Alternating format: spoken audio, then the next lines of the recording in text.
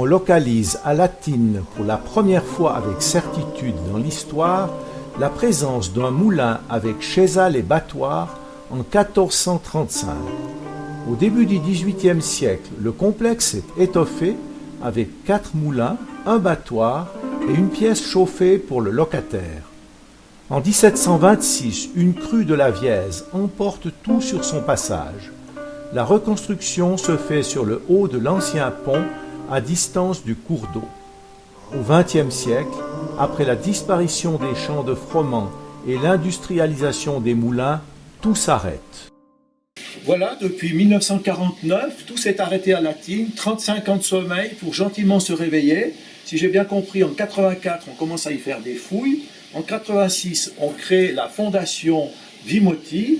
Tu as été le premier président de cette fondation. Donc Lucien, j'aimerais que tu nous parles un petit peu des événements qui tournent autour de cette période, peut-être un peu avant, et surtout tout ce qui s'est passé pour la restauration des lieux jusqu'à aujourd'hui. Tout a commencé, l'histoire des moulins de Latines, en 1976. La première année, il y a très peu de choses qui ont été faites.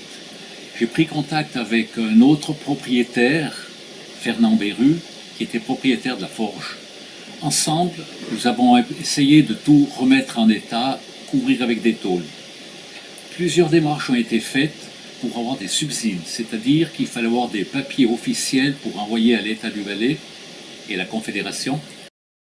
Dans l'édition du Nouvelliste du 24 juillet 1985, on annonce la future création de la fondation Vimoti qui sera effective le 19 septembre 1986. Son rôle est de s'occuper de la restauration des lieux et de leur exploitation future. Vu le manque de moyens financiers, on a lancé une souscription auprès de toutes sortes d'entreprises et une qui s'est bien fait remarquer, c'est anciennement la CIBA avec un don de 50 000 francs sur 5 ans. C'est ce qui nous a permis de récolter quelques moyens et de débuter les travaux de restauration par la maison du meunier. C'était en quelle année? C'était en 1990.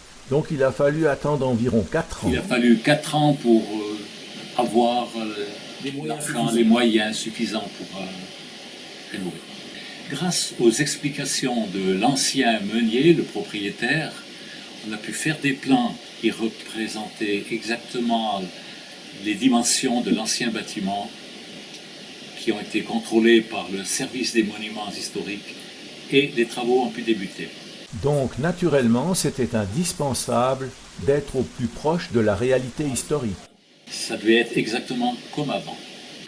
Après la restauration de la maison du meunier, c'est autour du bâtiment du moulin du Haut qui avait été détruit dans les années 30 et reconstruit au début de la guerre.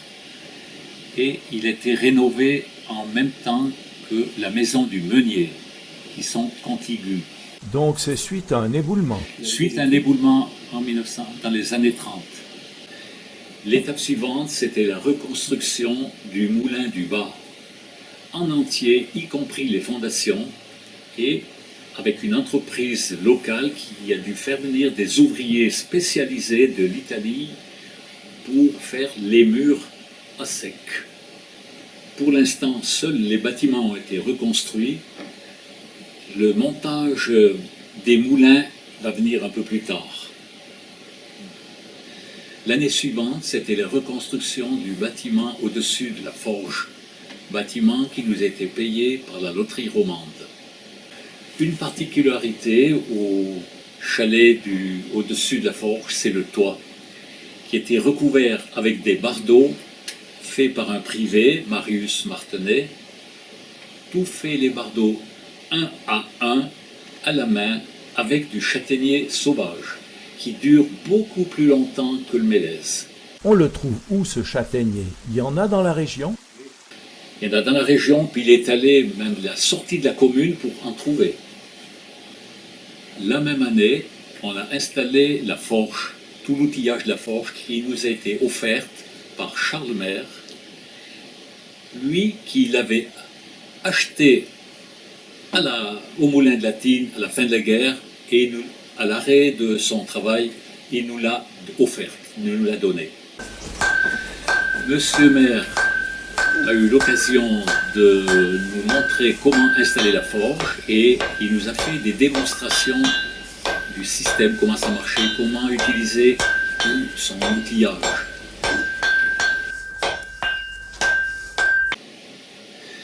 L'année suivante, c'est la reconstruction complète du bâtiment où se trouvait le foulon à chambre qu'on n'a pas gardé.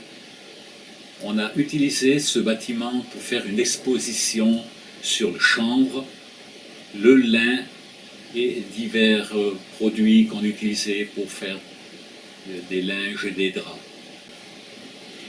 Nous avons renoncé à reconstruire le foulon à chanvre car il faisait double emploi avec le foulon à fruits que nous allons reconstruire plus tard. L'année suivante, on a commencé la construction du moulin du bas, du foulon à fruits et du pressoir.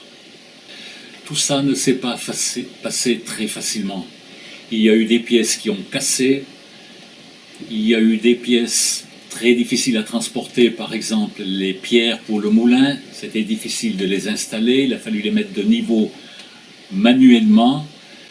Certaines pièces qu'on avait changées mais qui n'étaient pas conformes à quelques centimètres près du service des monuments historiques, on a dû refaire et changer encore une fois.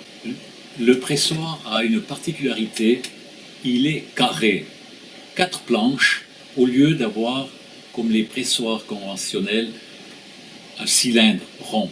C'était beaucoup plus facile pour le meunier qui pouvait lui-même l'entretenir, changer les pièces. Pour les moulins, aussi une particularité, il y a un axe et la roue horizontale. C'était beaucoup plus facile pour le meunier qui devait souvent réparer des pales parce que l'eau venant directement de la rivière entraînait quelquefois des pierres et ça cassait les pales. Il pouvait tout réparer lui-même. Et puis, il n'y avait pas le système d'engrenage beaucoup plus compliqué. Voilà, le système d'engrenage est assez compliqué à entretenir, c'est beaucoup plus simple avec une roue horizontale. On a encore un couvert qui se trouve dans l'infractuosité du rocher où autrefois on ferrait les chevaux. Ce couvert a été construit par les apprentis bûcherons de la commune.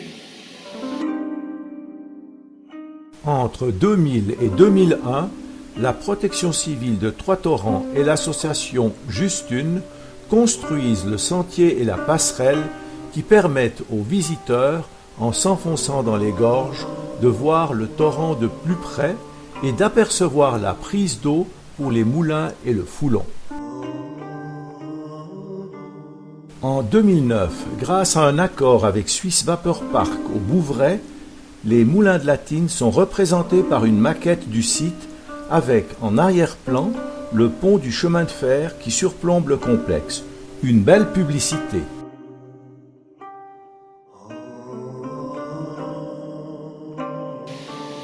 Dès 1997, les visites touristiques ont pu être faites.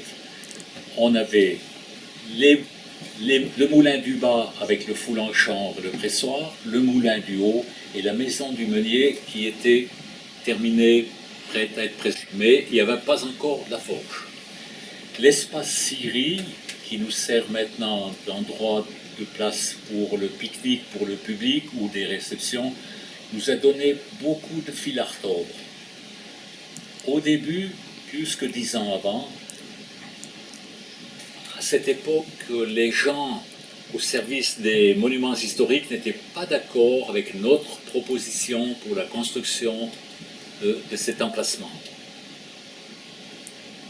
Maintenant, c'est venu, les gens ont changé et on a pu construire cet espace.